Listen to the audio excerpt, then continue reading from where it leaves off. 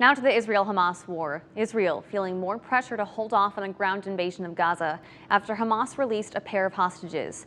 The hope is it will give more time for additional hostages to be freed. Inez de la Huerta has our coverage in Jerusalem. With a ground invasion of Israel Defense Forces into Gaza possible any day now, the Israeli government is preparing for a potential influx of war casualties. This underground parking lot converted into a makeshift hospital filled with rows of beds and medical equipment. We managed to fully equip this place. We're talking about a hospital of 130 beds. At the end, there's an intensive care unit. An Israeli general warning the army will face many deaths if it enters Gaza. Still, Israel vowing to do what it takes to wipe out the Hamas terrorists who murdered more than 1,400 Israelis.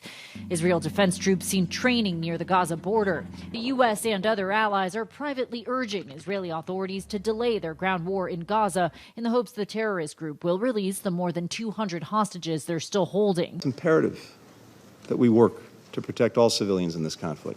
The value we place on civilian life is the driving force behind our efforts to secure the release of hostages. 2 elderly women were released from Hamas custody on Monday and handed over to the Red Cross, then taken into Israel. 85-year-old Yoshevet Lifshitz speaking alongside her daughter at a hospital, saying she's been through hell after being abducted by Hamas.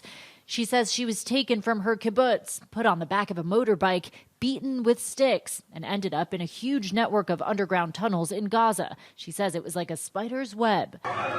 So far, more than 5,000 Palestinians have been killed in Gaza. According to the Hamas-run health ministry, more than 700 Palestinians have been killed in the past day alone, the deadliest day in Gaza since the conflict began. And millions continue to suffer from a lack of food, water, and fuel, particularly hospitals. We've just run out of almost everything. Yesterday, a lot of the times we had very little electricity.